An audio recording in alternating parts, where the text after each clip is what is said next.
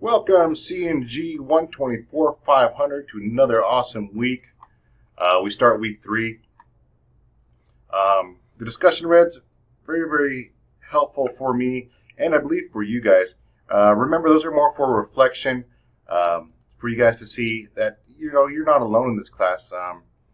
That you're probably having the same difficulties as other people, and if other people are getting it very easily, make sure to get with them and maybe ask them for a trick. How did you learn this? What came easy for you? What did you do differently that made it come easy for you? That's another way to get this really down easily. So let's see, week 3, we finished chapter 7 with IPv4 addressing. This week we dive into starting to identify IPv4 addresses. When you look at IPv4 addresses, you have to discern that they have both a public and a private use. So as we look at them, we have to not only identify if they're A, B, or C, but in some cases we have to identify if they're public or private. So let's go to the slides where I put those notes.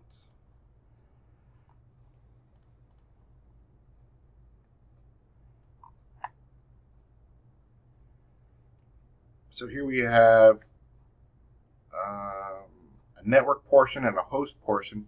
And remember, dealing with the IPv4 is probably going to be a longer video today. Dealing with the IPv4, once again, if it's a class A, make sure you memorize the network portion. If it's a class B, make sure you memorize the host portion, and etc. to class C, D, and then E. Both the D and the E are rarely used, but they can be still used, mostly as a group-wide sort of email. Host portion, that's what we can change and we will change later on. The subnet mask that goes along with each IPv4 address, public address.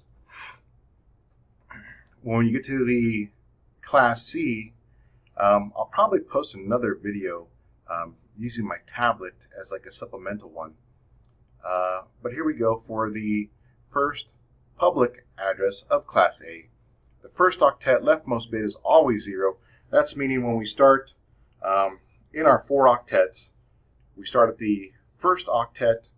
That first 128 has to be a 0 for this to equal a class A address. It goes up to 126. Some instances do say include 127, but technically 127 is not a class because it's its own.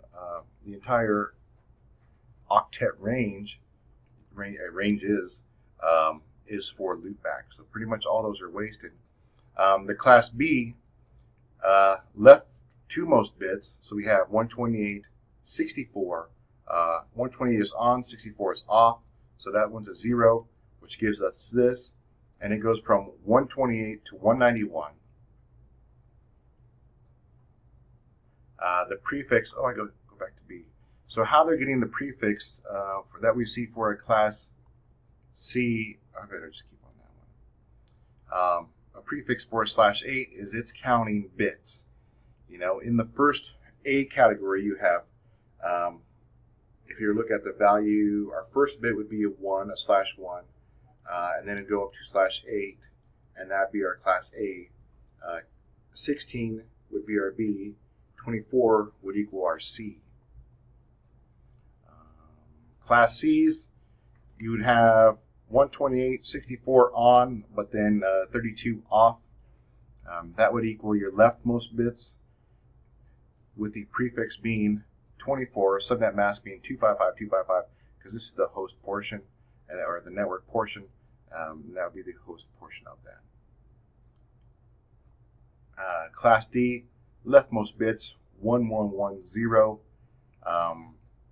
Class E, leftmost 4 bits 1111 on 1111.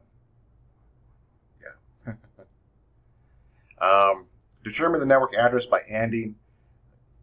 So ANDing is comparing the basically comparing the two addresses in binary, stacking them on top of each other. And if you have a 1 on top of a 1, then you'll have a 1.